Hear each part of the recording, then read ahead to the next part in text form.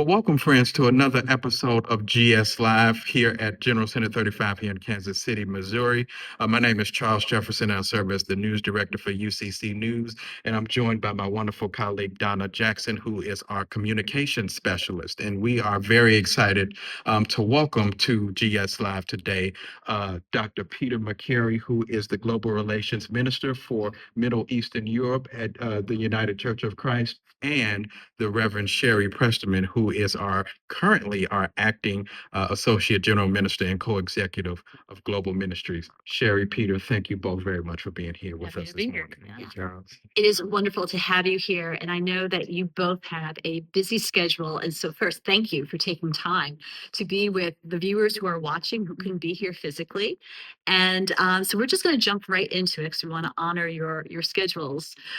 So being that the theme of General Synod 35 is going into the deep, I wanted to ask and have you unpack for us, what does that mean for your ministries, especially for Global Ministries and for the work that you're doing with that team? So Shari, why don't we begin with you? How are you leaning into this going into the deep?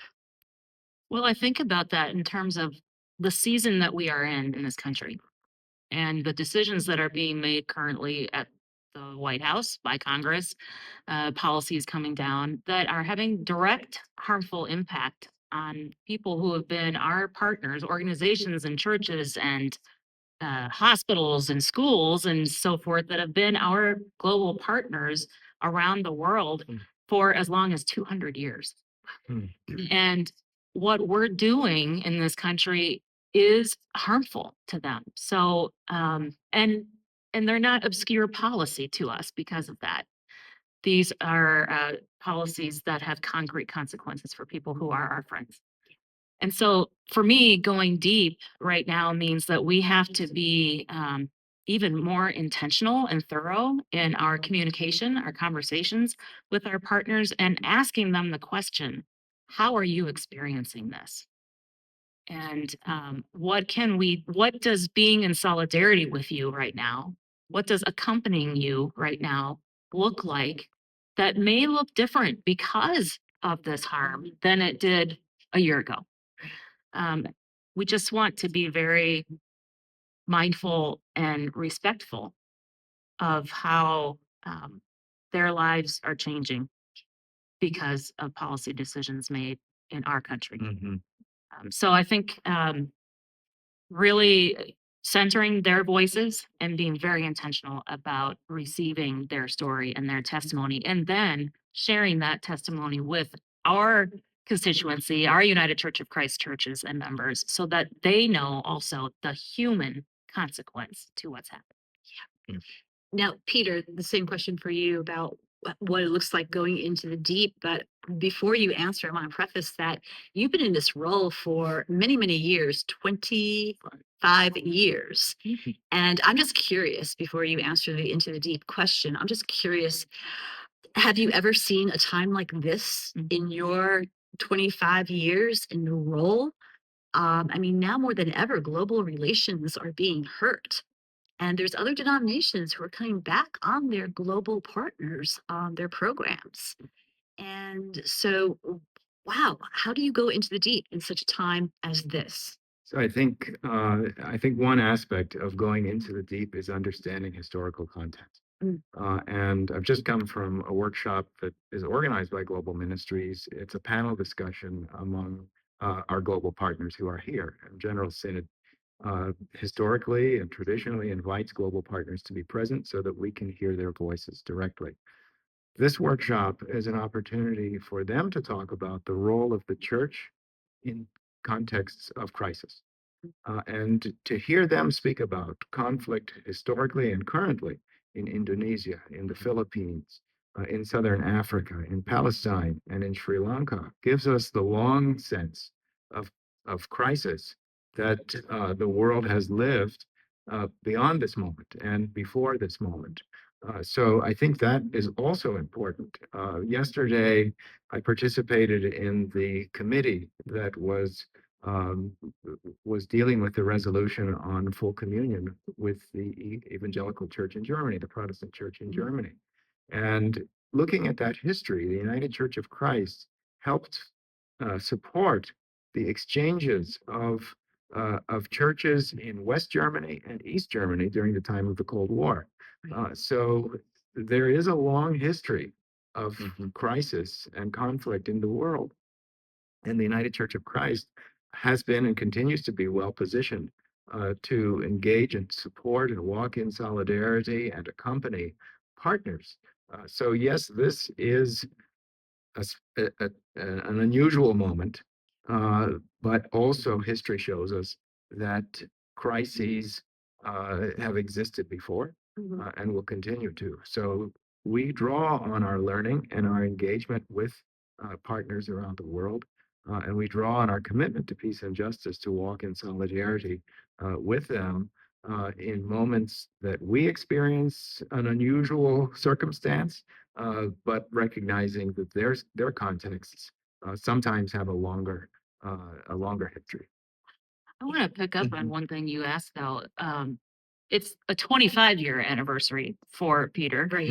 And if I may share this, he has told me in response to one of your questions that the last year and a half, 2 years roughly, has actually been the most difficult time in that 25 years in terms of his support and stewardship of our partnerships in the Middle East in particular. I'm not surprised at all. Yeah. These 21 months have been especially intense, and Palestinians talk about that as the ongoing Nakba, the ongoing catastrophe. But to the nth degree, I mean, the reality of what our partners are facing there is extreme. Can you, Peter and Shari, are there things that you've heard over these last months that when you're working with your partners, are there things that they're saying to you that kind of make you step back and, pause for a minute and just like it just in another way, it takes your breath away in terms of like this is really happening. Have you had those moments? Yes, on many levels. One of the things that popped into my mind immediately when you asked that was Peter and I were in Palestine and Israel a year ago. And on the very first day, when we entered the place where the guest house where we were staying, and there was a man there who was sort of taking care of the guest house and greeting us, a Palestinian who lives with his family in a refugee camp. And his very countenance looked like he had been through something. Drawn, gaunt. He looked haunted. And before we even settled in our rooms, we sat and had a conversation with him where he just poured out his story and what he and his family were experiencing and his deep fears about for the future of his children and his own. We had many conversations like that, but they were emotional, rightly so, and left an impression. Wow. What would you add? I mean, I think these last 2 or 3 years with the Russian invasion of Ukraine, followed by the intensification of Israeli assaults and genocide on the Palestinian people, what we continue to hear is the inconsistency in application of international law. And that's something that we've known about, how it's selectively applied by certain countries, including our own. But that's something that we continue to hear, particularly from our Palestinian and Middle Eastern partners, is that this is the obvious evidence of what we already knew to be the case. So that's a different level than the personal, but it's also something that we're hearing very clearly. I also want to name more broadly than the Middle East and Europe, what I experience, and I've been visiting lots of partners in not all of our regions yet, but 3 of our regions. And there has been a shift in the conversation with our partners. Mhm. And the shift is that while we've always promised each other mutual prayers, and we've always given that, now our partners are saying to us in a different way, please know we are praying for you Mhm. because we see you are in crisis. Mm. You Powerful. meaning Mhm. our country. Okay. Mhm. So they are now seeing something in us that requires their prayer in a different way. Mhm. And what that means to me is that there's a different meeting point for us with our partners than I think there may have been in the past. Mhm. I've been in conversation with some partners. I can remember a conversation in Hong Kong with one of our partners, and there's a very complicated relationship there with China and security laws.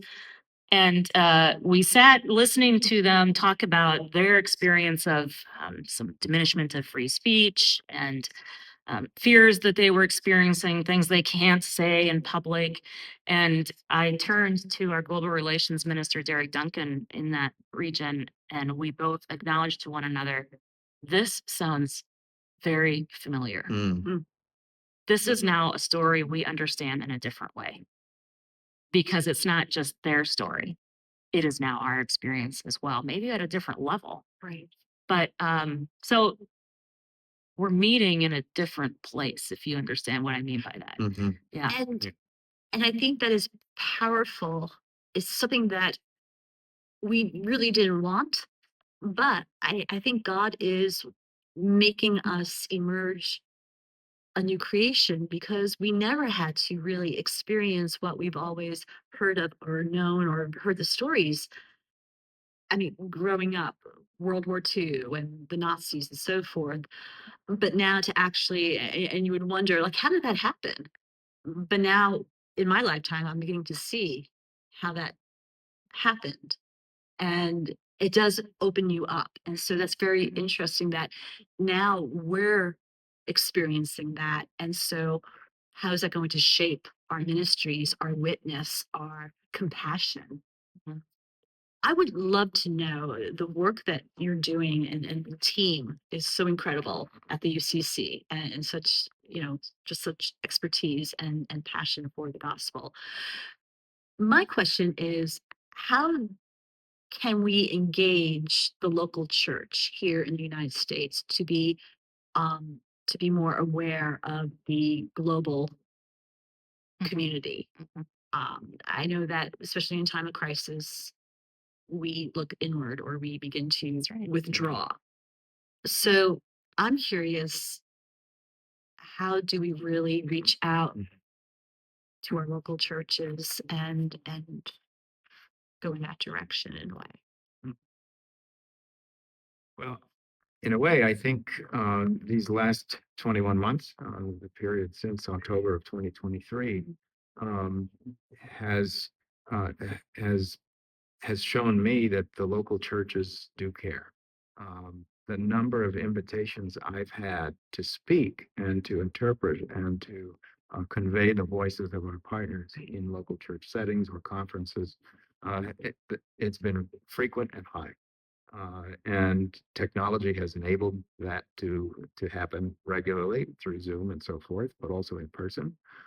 So I know that there is attention on this issue. Uh-huh. The the situation for Palestinians is on people's hearts and minds.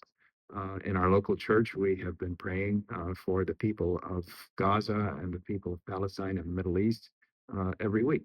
So I know that local churches uh, are curious, are interested, and eager to know beyond what they can get through the traditional media. So that's an advantage of our missional relationships. Access to perspectives that aren't normally available.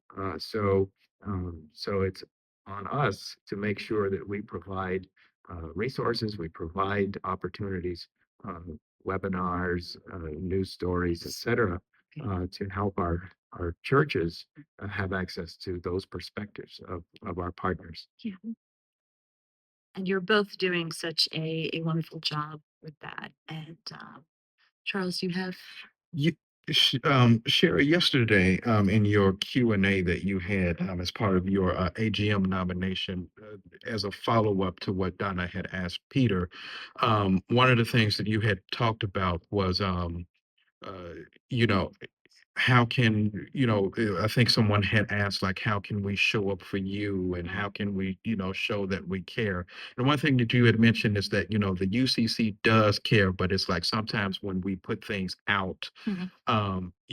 and we don't get the engagement that we thought that we would, that it's sometimes you wonder, like, do people actually care? And I think one of the things, and correct me if I'm wrong, that you had mentioned is, just, I think, show us that you care, or something along those lines. Could you talk a little bit more about that, just in terms of this idea of how we engage local churches? Like, how would you say people can show up and actually, be engaged Mhm. in this work, in these Mhm. conversations? Mhm. I mean, if they're thinking about issues related to a particular place in the world, either they're talking about in their local church for some reason, maybe they're meeting refugees in their communities or other migrants, and they're hearing stories about what's happening in their home places. Mhm. Remember that Global Ministries has expertise in the United Church of Christ about a Yeah. variety of places in the world. We have partnerships in nearly 90 countries. Mhm. And so use us as a resource and as a conversation partner because we're ready and wanting to do that. Mhm. That would be one way. Um, Reach out to us and argue with us about something if you want to, but just engage, Mhm. invite us to have dialogue Yeah. and let's exchange perspectives. And then, the thing that we see and we invite even more of is get mobilized. One of the ways that we can make a difference and that we can involve the local church is by mobilizing to advocate. Mhm. And Global Ministries has our own advocacy staff.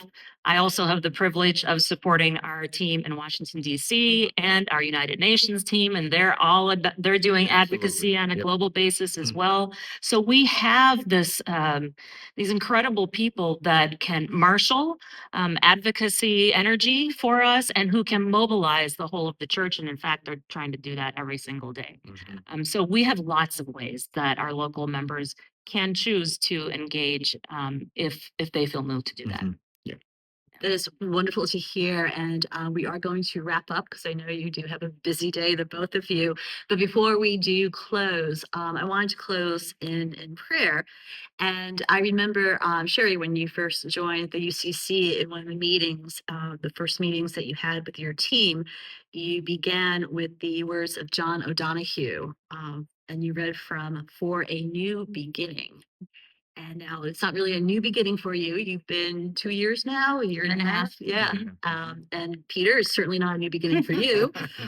But I revisited that, Mm. and I wanted to close us with that. And just a reminder that John O'Donohue writes, awaken your spirit to adventure, hold nothing back, learn to find ease in risk, for your soul senses the world that awaits you. And both of your souls are sensing the world that not only awaits you, but the world that you are ministering in. So thank you so much for your leadership and your witness. And thank you again for taking time out of your busy schedules. And again, everybody, thank you for joining again this edition of GS Live. Continue to see everything that's happening at Synod at ucc.org/news and also at generalsynod.org, where we'll be posting daily stories. And we look forward to seeing you again at GS Live. Until then, thank you and God bless.